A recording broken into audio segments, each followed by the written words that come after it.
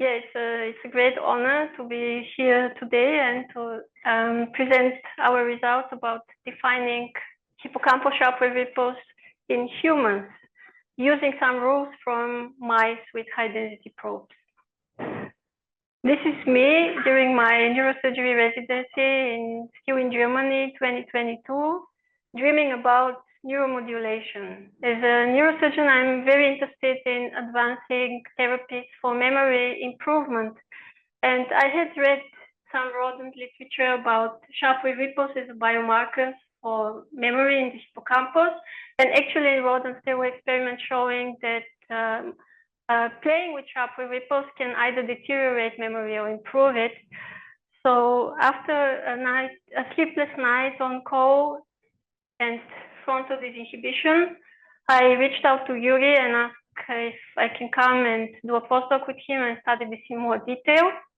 And astonishingly, he said yes. So a couple of months later, I was here with my human data set from patients from Erlangen that I had collected, looking for ripples in the Bujaki lab. But it turned out that it's more complicated than that, because rodent researchers are very privileged and I would say almost spoiled by their methods. They have amazing recordings to look for ripples, and the human data was very different. And Yuri luckily connected me with Anli Liu, who was working in the neurology. She's a professor in neurology, as you all know, and she's working with human data. And it turned out that there was another person there interested in the same topic and addressing, having similar problems like me, a fellow warrior, June. So we went on a ripple quest for the last 2 years. And we had happy times and sad times and times we thought there are no ripples in humans.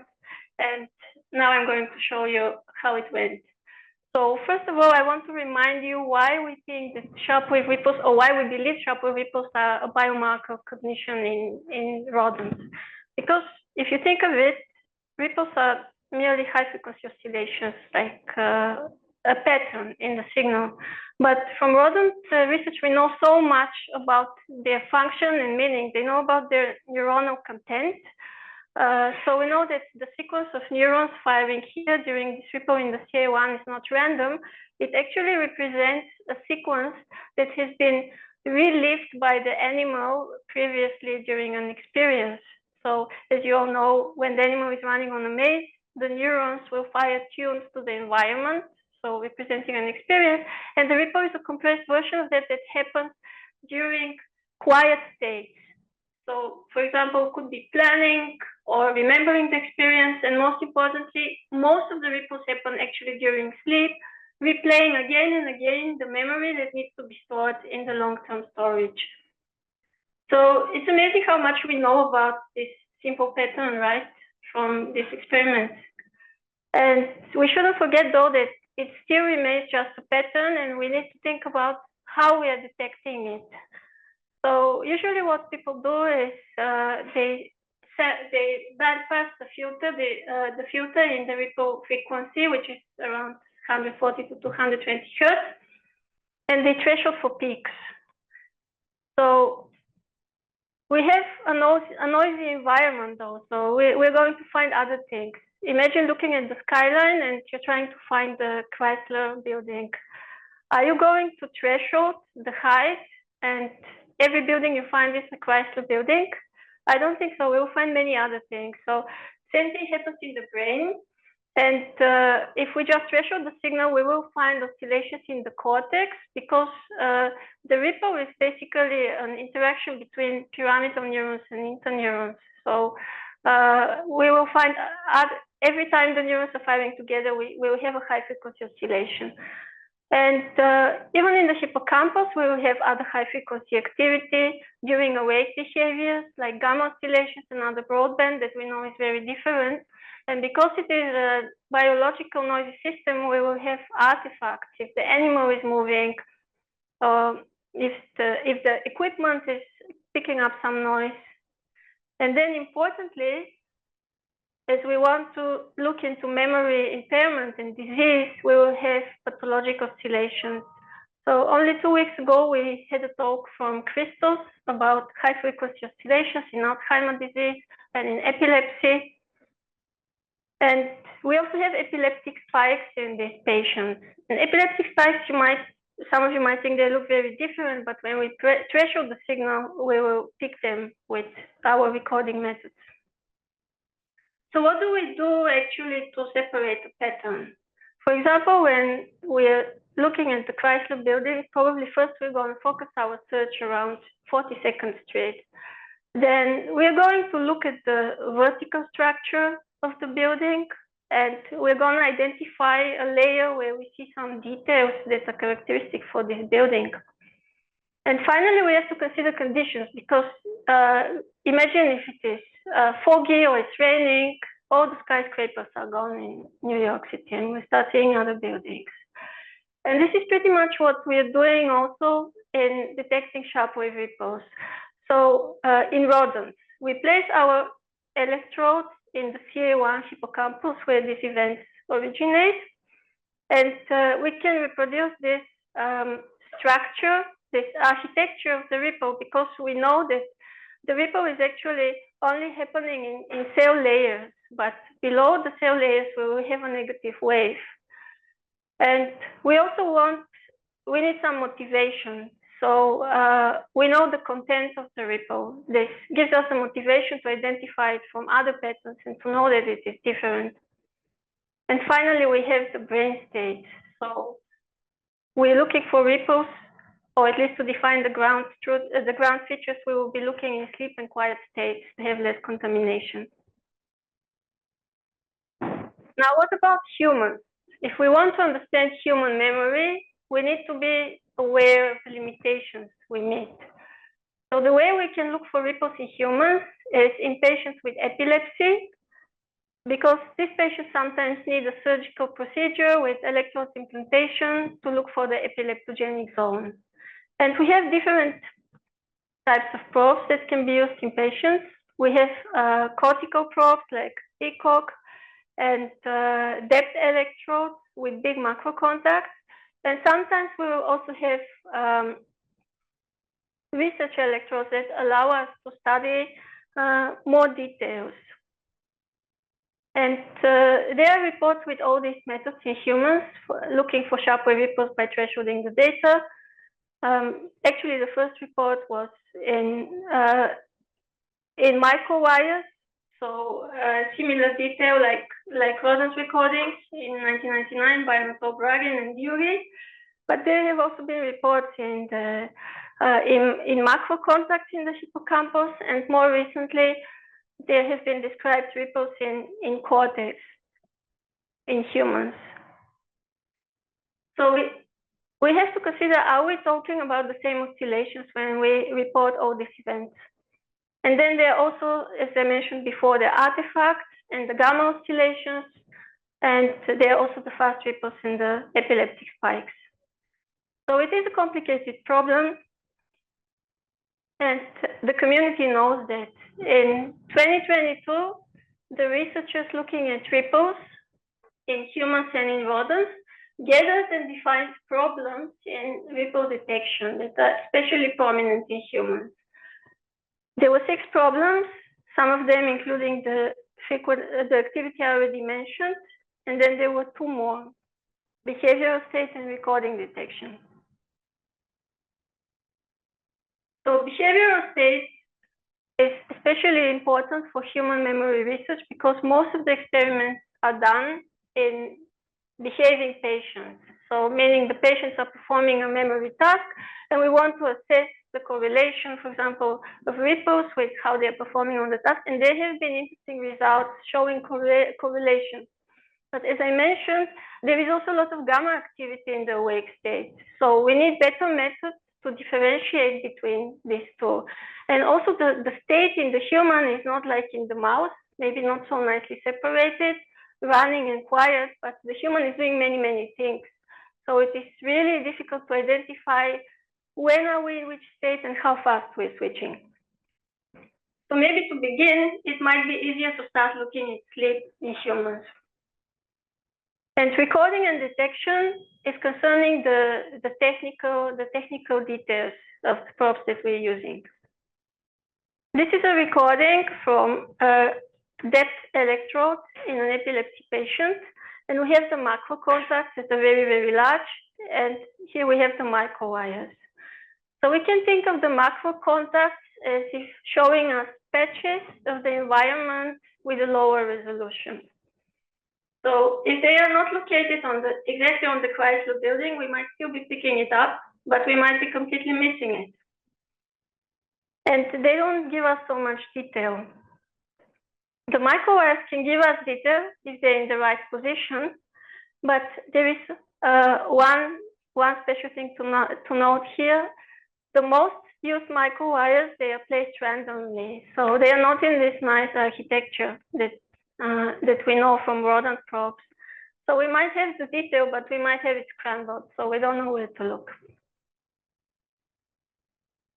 So for my talk, I will be focusing on how Jiyoon and I addressed these issues. And the first part was about defining rules for studying sharp wave ripples in this sparse environment. And to define the rules, we will look in a model where we already know what ripples look like. So we will go with very high density probes in a wide environment to get a very detailed picture of where to find ripples. And the second part of the talk will be about testing if these rules apply actually in humans. And for the rodent part of the talk, I will be focusing on ripples and other hippocampal activity and epileptic spike. So let's begin with the hippocampal ripple. This is an image from the rodent hippocampus with a 1000-channel probe recorded by Mishi in the lab with 8 shanks. And I think for many human researchers, this is an eye-opening moment, seeing this image. So this is capturing one hippocampal ripple. And for those of you who are trained in looking at this data, you can probably already identify the entire hippocampal anatomy. We have the ripple here that is delineating CA1, CA2 region. And then we have some large amplitude neurons that show us the dendrigyrus hilus. And we also have some bursting in the CA3. So this image very nicely summarizes everything we know about ripples in the rodents in just one picture. We know that ripples originate by population bursts in the CA2 and CA3 region. And what happens then is the pathways activating the CA1 dendrite will cause the depolarization of the dendrite, which we see as a sharp wave. And the excitation of these neurons together with interneurons in the same circuit are causing the actual ripple. So the ripple is focused to the pyramidal layer. This is another representation of a ripple. This time we are looking at a disease animal. It is a mouse with Alzheimer's disease that also expresses interictal discharges. And the picture is pretty similar. We see the ripple confined to the CA1 layers. The peak frequencies that we so well know and we're looking for by thresholding are around 150 Hz, and we can only detect them in the CA1 layer. These are two more examples to show that look pretty much the same. And importantly, in other regions, we will see sharp waves, but we'll see no ripples. So this seems very trivial, I guess, to us today, but when you're looking at the human data, it becomes actually a problem. These are the ripple peaks. And we see again that the peak frequencies that we know for ripples are only seen in CA1 layer. So we wanted to see how far exactly from the CA1 pyramidal layer can we still detect the ripples.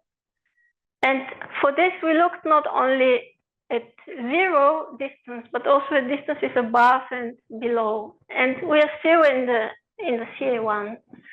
And we calculated the power of the ripple frequencies. and we saw that there was a very rapid decrease, actually faster than we expected. And most surprisingly, the peak frequencies of the ripples detected in CA1 also changed very fast. So if our electrode is in the wrong position, we might be detecting other activity. So this led to our first rule, which is ripple detection accuracy quickly decreases with distance from the CA1 pyramidal layer. So what if we're in another region? Are there going to be other high frequency oscillations? For this, we detected oscillations with exactly the same detection parameter in channels in CA3 and in dentate gyres. And of course, we found high frequency oscillations. But when we looked at CA1, there didn't seem to be any ripples there. And we quantified this by looking at the coupling between CA1 ripples and ripples in the identified regions. So we had about 10% coupling in the CA3, and this is expected because ripples originate there after all. But for dentate gyres, this was very low. And this led us to conclude that the patterns detected outside CA1 are not coupled to CA1 ripples.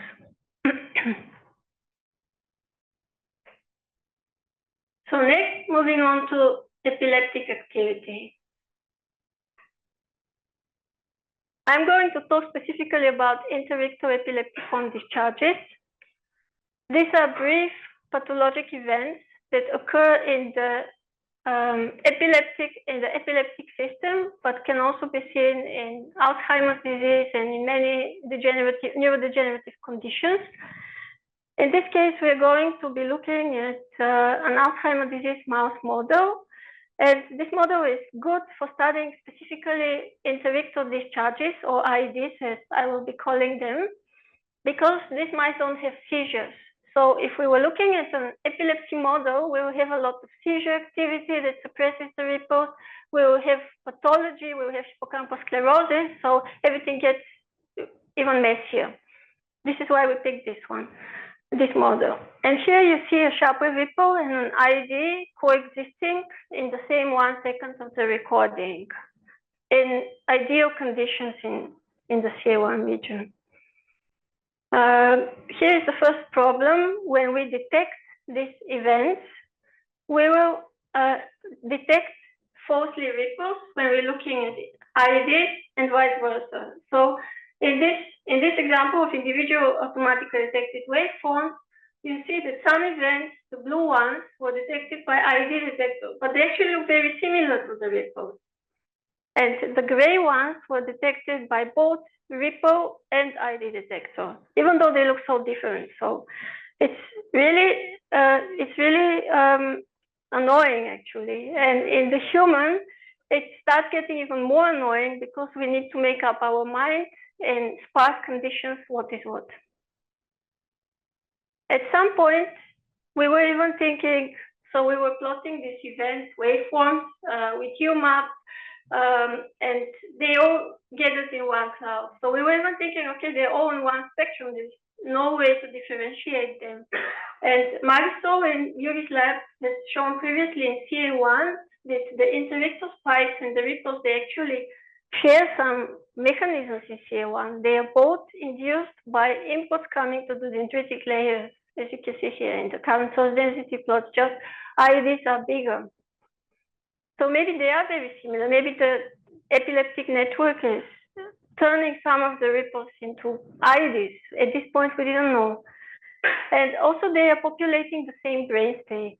In a short time scale, about 20 seconds, Marisol showed that before the IED happening at time point 0, there is a ramping up of ripple frequency rate, meaning that IEDs are happening, they are generated in highly ripple ready states. And on a longer time scale, we show that the ripple rates in blue and the IED rates in black, they fluctuate together. So IEDs are also happening a lot during sleep. But with these recordings, with 1,000 channels in spanning the whole hippocampus, we could find some difference. So now I want to show you how massive an interictal spike actually is. And now we will be looking, so this is the hippocampus. Now we will be looking at the current fields happening during an IED. So the IED actually starts in the dentate gyrus. This is the dentate gyrus molecular layer. And from here it propagates to the CA3.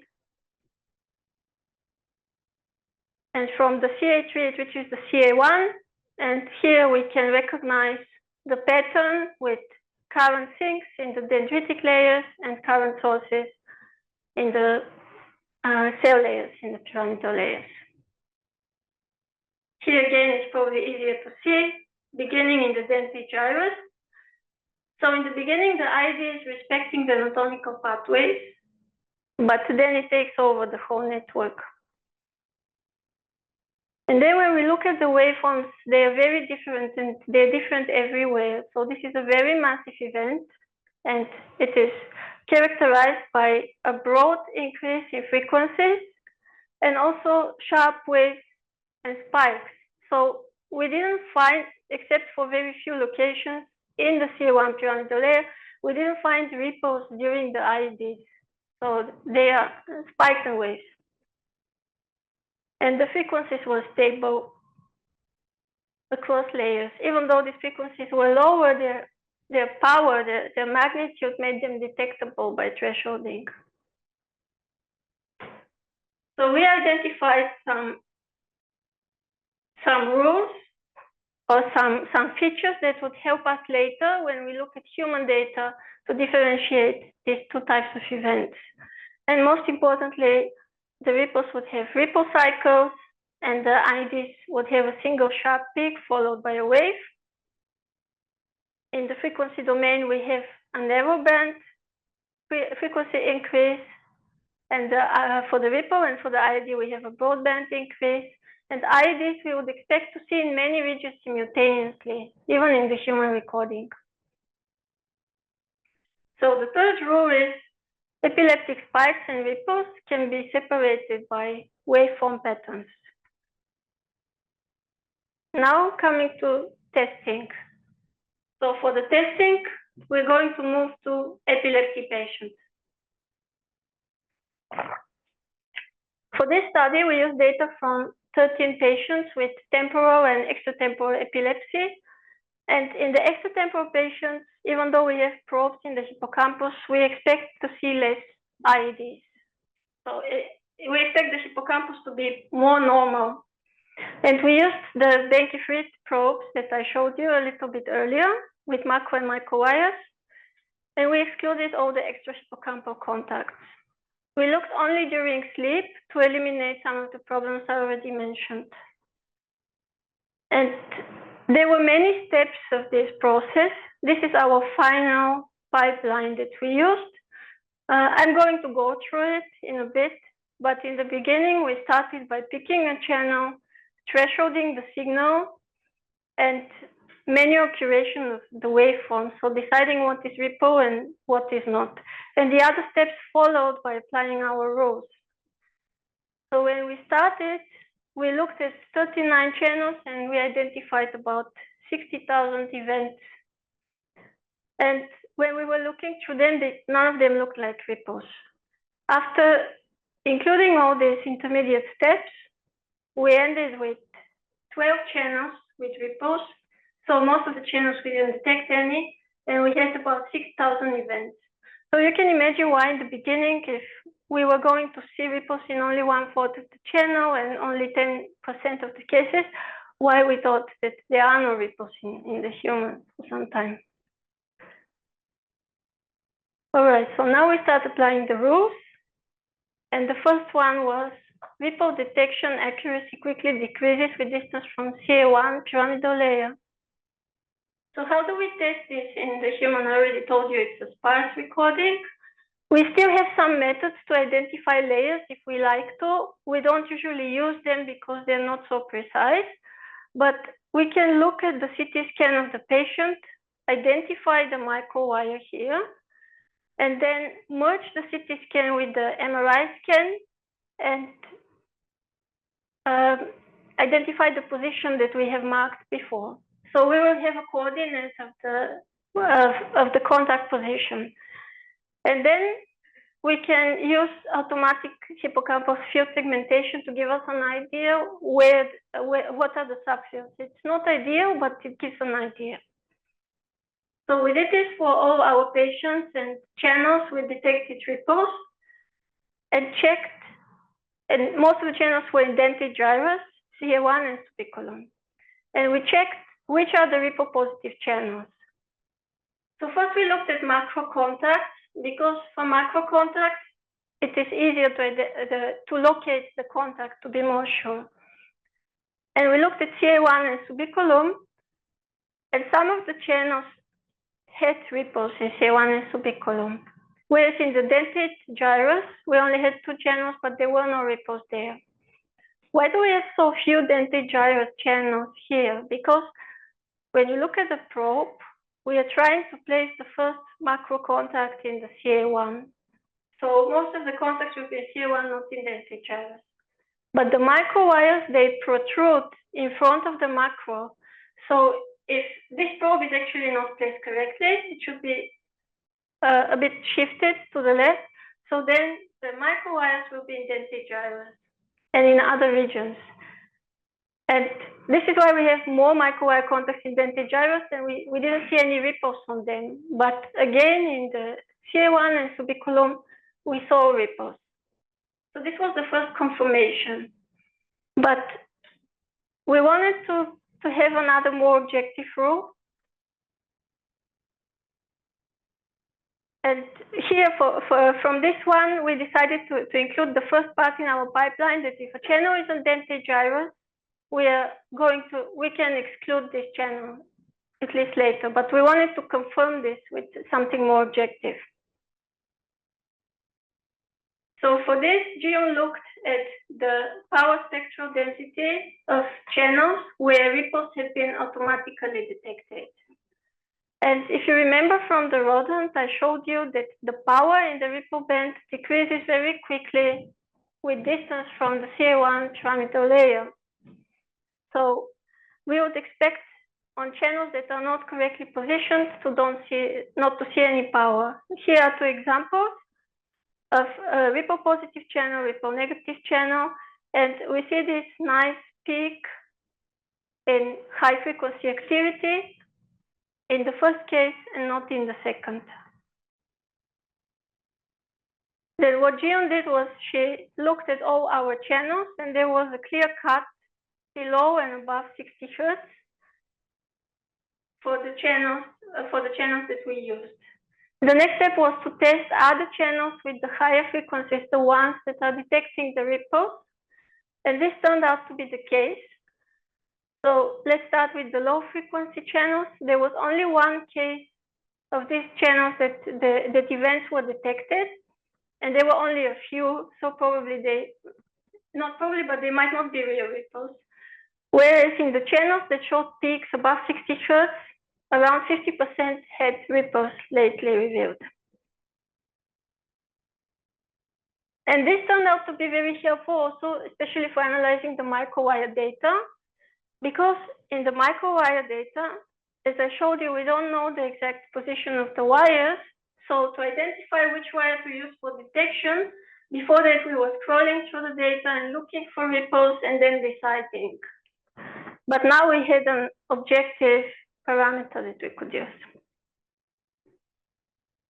So the first rule was kind of confirmed and helped us to identify 2 additional steps in our detection pipeline. Exclude channels outside in DG, and also exclude channels with peak frequencies below 60 Hz.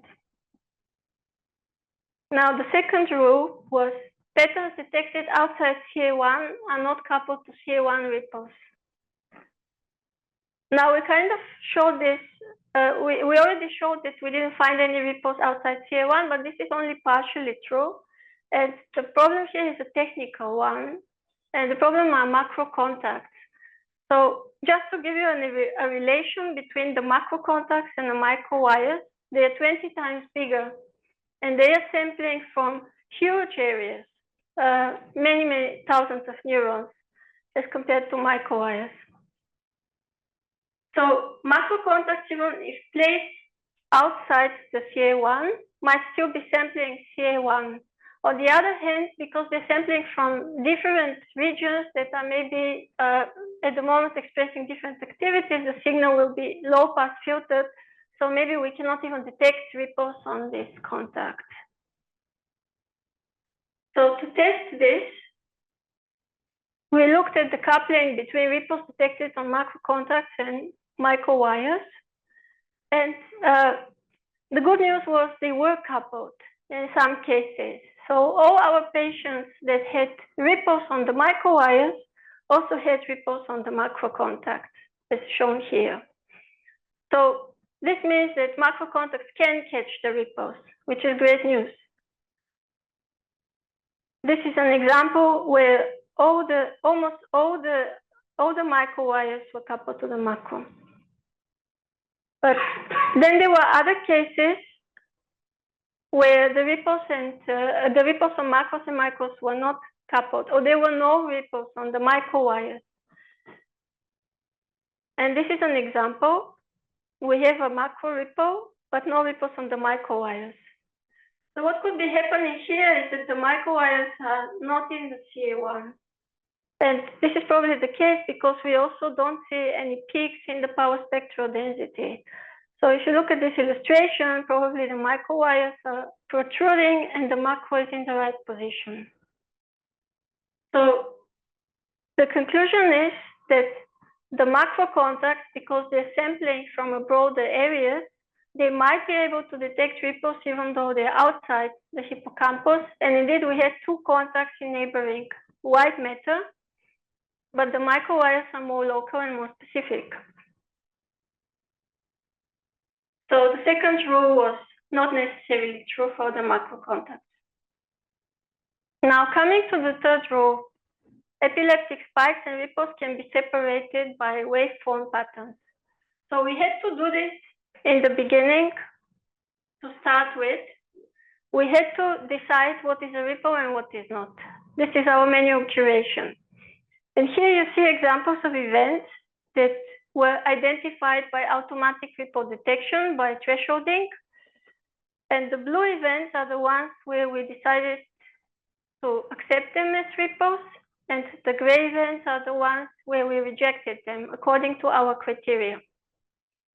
But our criteria good enough? They're very subjective. So we decided first to compare with other ripple researchers. And we asked in total 10 raters to look at 1,800 ripples each from 9 patients and decide, are they ripples or are they not? And this is the acceptance ratio of the 10 raters. So 1 means that all of them agreed that this is a ripple. 0 means that all of them agreed that it is not a ripple. So we see for some events it worked very nicely, but in other cases we're at 50%, confirming that we need more consensus. Yes? Assume I know nothing about ripples. What is different between the two middle ones on the right-hand side? One gets a 0.6 and one gets a 0.2. Explain to me how they're different. On the right-hand side, those two there. So this two. No, on the right-hand side, the one, right. that one and the one above it. The one above it. Okay. So integrals, you're working out whether or not the ripple, if the field is in not so much agreement, and you want people from outside the field to say, yeah, it's a ripple. How are they different? They both look ripply. Yeah, you picked a very difficult examples, I think. They're wildly different in the field. 0.6 and 0.2 are super different. So maybe what caused here more people to reject it is that the ripple is not riding on the wave, and then there is this sharp spike here. But even I, in different state of mind might decide yes or no for the one down here. And this one maybe doesn't have 3 cycles, it only has 2. So these are really definitions that we made for ourselves, and they need to be tested. We just needed to start somewhere so that we have ground truth data that maybe can be used to train algorithms.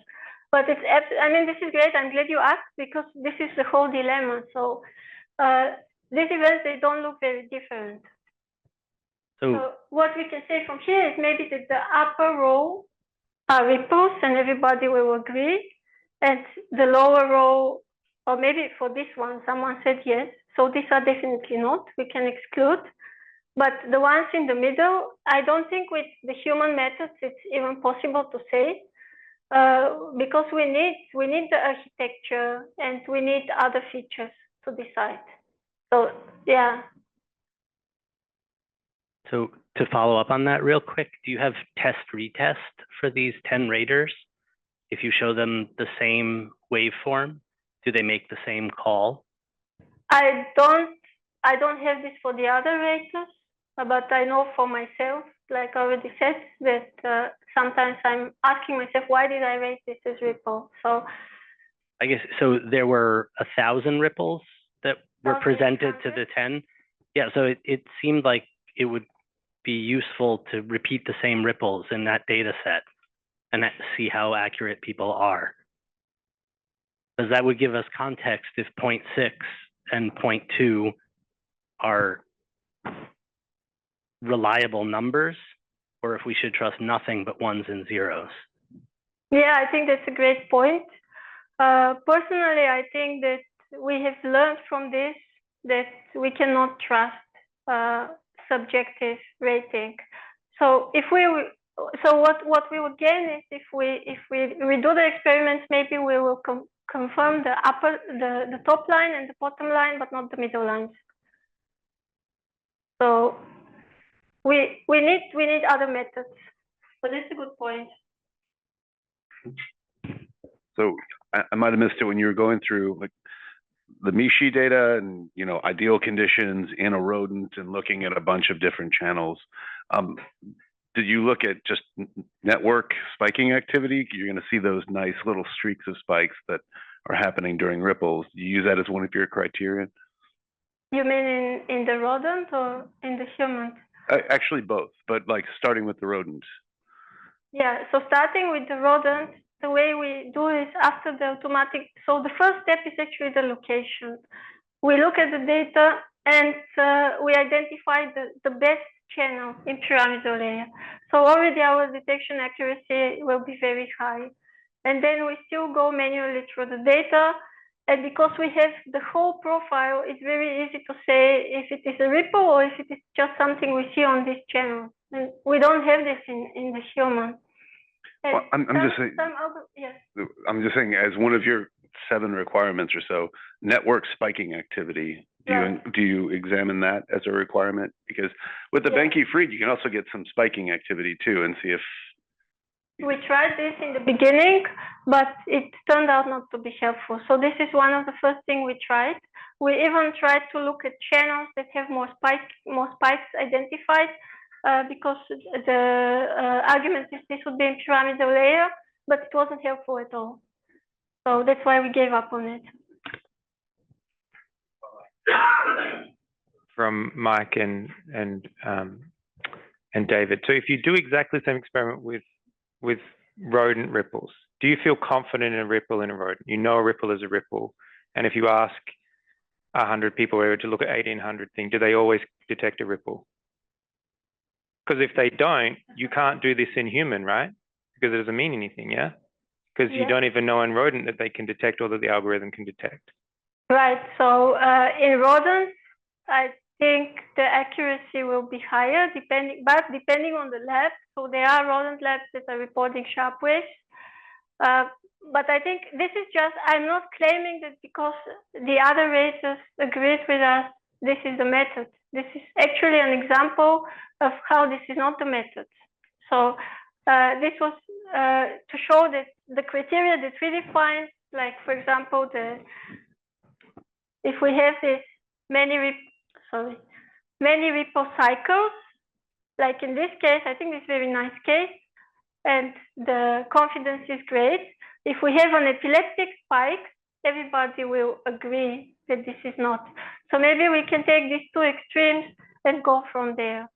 I don't think that this method will help with the examples in the middle. Absolutely not. This is going to confuse us even more.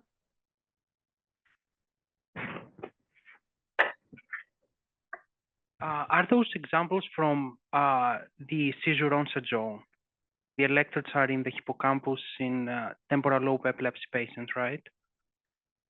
So I'm not sure for this, I don't remember for this particular patient. I will need to check which patient I'm showing, but we had, so altogether 13 patients, 6 were temporal lobe epilepsy and the others were extratemporal.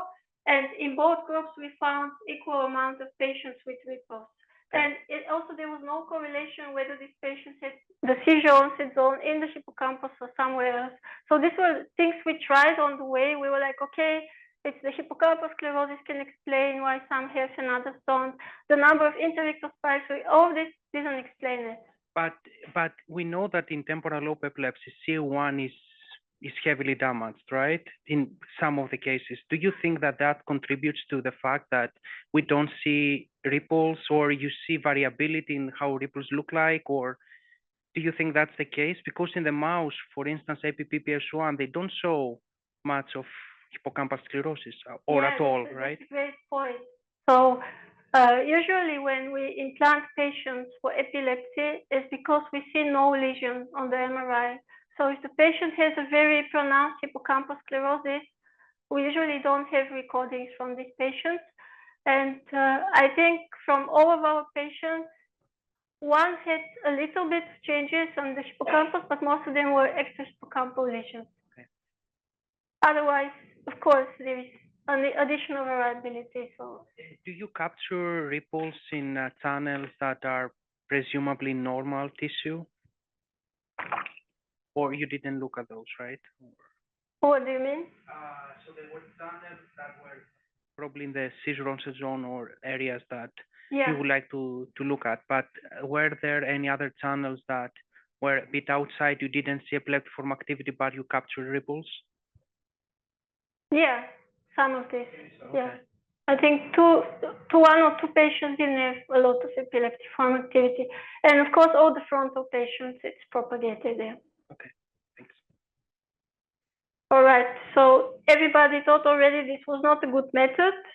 So, and here you can see that in the middle actually, we're in this range between like 2.2 to 0.6.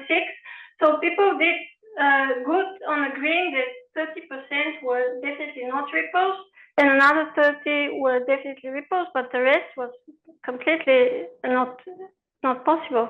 And it's a bit surprising actually that the agreement ratio was so high after all 80%. Then let's use another method then. I mean, maybe an unsupervised one. And for this, we work together with Andrea Navas-Olis. She's a postdoctoral fellow in Vienna in the Jonas lab, and she has already worked before in the De La Prida lab on developing methods for identifying different types of ripples from each other by looking at features of the waveform, at the waveform topology in multidimensional space. So she adapted some of these methods specifically for this project and looked at the waveforms of interictal discharges and ripples in multidimensional space and used UMAP to visualize the data. And this is now all available on GitHub if anyone wants to try it. It works also for rodent data. It works great for discarding artifacts and noise from the data and epileptic activity. And let's see how well it works for defining not so well-defined ripples. So what we see here on the UMAP 2D plot is 3 clusters of events from one set of from one session from a patient. All these events were detected as ripples automatically. So we see 3 clusters. What are these 3 clusters? if we plot on top the IEDs that we detected separately, so this is a common embedding, we see that most of the IEDs cluster together with one of these ripple clusters. So this is great already, at least we can separate IEDs and ripples, but there are some here still, so it's not ideal. And then let's plot on top our manual labels. What we define as ripple is not ripple. So the blue ones are the accepted ripples by manual rating by us, and the gray ones are events that we rejected. And we see in this example that some of the gray events cluster with some interictal spikes, so they're also separated. But there is a lot more here. So at this point, I mean, this is a good case, a happy case. So when we saw this, we thought, okay, we can also deal with the unsure events. But unfortunately, this was not the case. And here, if you look at all our patients, you will see that some of these clouds are this is frozen. Some of these clouds are very homogeneous, right? So for example, this one, no chance. And also the waveforms of the false positives and the ripples look very similar. So at least what we could take from that is usually the interictal discharges clusters away. And this kind of makes sense because we already saw, like on the raw data, that the waveforms of the interictal discharges are very different. So now we have a little bit faster method to discard them first. And also we have confidence that our criteria are at least true for separating the interictal discharges from the ripples, which in the beginning we weren't sure. But the rest of the dots, the gray dots, we don't know. They are somewhere in the spectrum of all these other high frequency activities, and this is something we still need to figure out. So the last part of our detection was discard the false positives with UMAP first, and then proceed with manual curation with the rest 50% of the events. And we could confirm the rule that the waveforms of interictal discharges are different. So what I've shown you today is that I think it is important when we're comparing rodent. Oh, there's a question. Right. Just a quick question about your UMAP-based approach for exclusion. At least in the single-cell genomics field, there's a big push against UMAPs because of the fact that they distort distances because of the two-dimension reduction. I'm just curious whether you've checked whether a reduction with a greater number of dimensions or like a clustering in a higher dimensional space might lead to a better classification for your exclusion. Yeah, absolutely. So the analysis was performed in multidimensional space, and the UMAP was used merely for visualization. So in the multidimensional space, Andrea calculated the number of intrinsic dimensions, and it was on average 4 for both ripples and interictal discharges. And to see what would be the best way to plot this in the two-dimensional space, we had in the GUI, you can see there is a series of plots with different parameters, so we can pick again subjectively the one that we think is best. So we didn't do the clustering in in two-dimensional space with UMAP. This was just for visualization. All right. So I've shown you today that we need to, when we're trying to do translation, I think both human and rodent researchers, we need to be aware of the other group's methods and what are the limitations.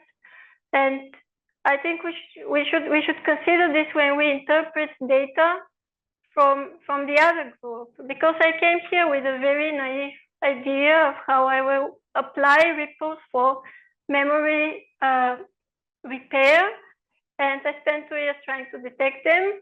But it's great that now we have detected them with GEON, and we have about 6,000 events that we are confident are ripples.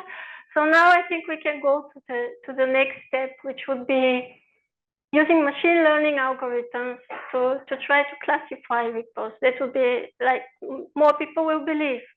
And another thing we can do is look at region localization by looking at the waveform. We can try to use algorithms to automatically detect the regions we're recording from. And I think this is important. We need to achieve this precision for better human memory research, but it might also be important for differentiating ripples from high-frequency oscillations. And high-frequency oscillations are a marker that people are trying to establish in the clinic for defining the epileptic zone, and it could help to define the resections in patients. And then comes the potential for neuromodulation. And I would like to thank my amazing mentors, Yuri Bujaki and Anli Leo, and both of the labs, many people involved or not in this project. They've helped me a lot in this time with discussions, with technical help, and thank you everyone for listening.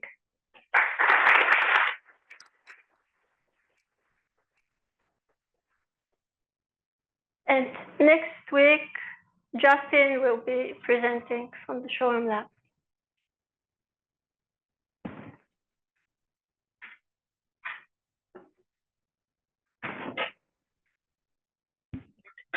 Really nice, thank you so much. So you started off with kind of ground truthing the on the rodent data, right? Which makes a lot of sense, of course. And I understand why you want to detect them in humans.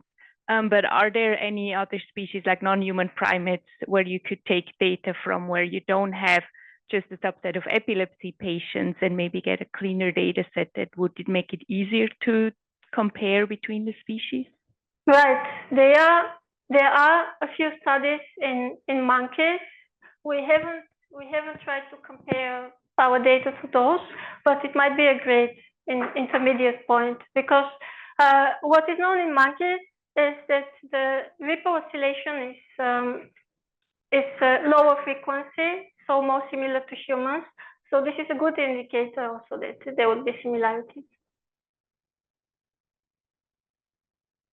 And other than that, ripples are very highly conserved, so they are preserved also in other species, but I cannot tell you much about it.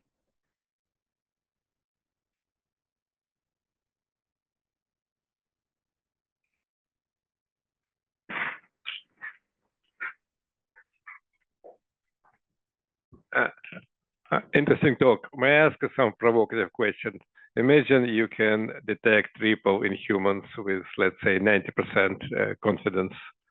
What will be your next step? What will let us know? Because in rodents we accumulated a lot of evidence about mechanism, about potential role of this. In humans you can get to the mechanisms. So what we detected them. What the next? Right. So one immediate question that I'm particularly interested in is how do epileptic spikes affect ripples?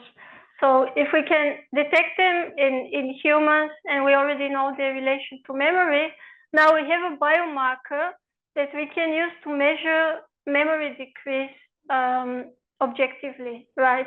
So in medicine, we're using a lot of biomarkers for everything we want to monitor and treat. But you can detect it only with electrodes. So this is quite invasive biomarker. Yeah. So one very particular application will be for patients with epilepsy who already have the electrodes. I think we are far away from starting to implant patients, although potentially it could be an avenue for memory disorders in neurodegeneration. And this is again on the same line like Christos was talking, high frequency oscillations and interictal discharges, they have been largely underestimated in their impact on memory. So if we see that there is need to monitor this, their effects more closely, we might also have like more patients where we can, in addition, monitor ripples. Thank you. Very nice work, Anna. My question is about the percent of interictal spikes that contain also ripples, or they are preceded by ripples, they are coupled to ripples. Have you seen many of those? Not really. No. I'm asking because there was a study last year suggesting that spike ripples is the best biomarker of epileptogenic zone. When they compare them with spikes, isolated HFOs, ripples, people think that when you see them together, that's the area that seizures may arise. But you don't see much of it, right? In those patients, at least. So in the rodent, it might be specific to the model, but the APPS1 model, the spikes are not coupled to ripples. And I know that there is this belief in general that spikes can be coupled to ripple, and maybe part of it comes from the thresholding where we see the high frequency oscillation. In our data, we were now like more busy with deciding what is a real ripple.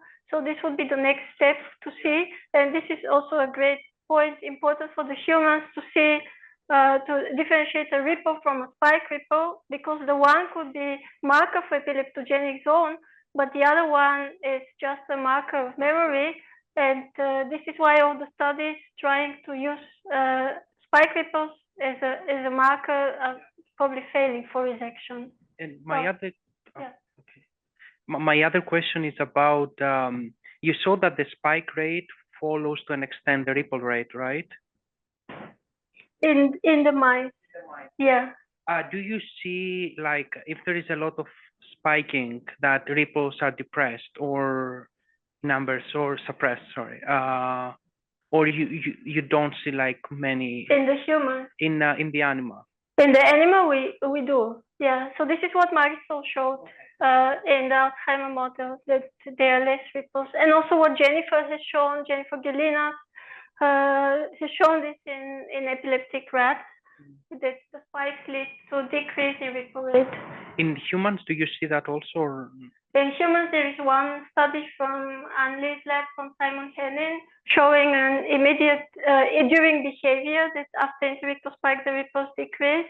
And in our patients so far, we did not see that effect, but there is a technical limitation here. We'll need to reanalyze the data, because for now we were excluding periods 1 second around interictal spikes to improve our detection threshold. It may be also that when they do the behavioral task, there is an increase. That's why maybe that captured in other papers. Yeah, could be. Thanks so much. Thank you, everyone.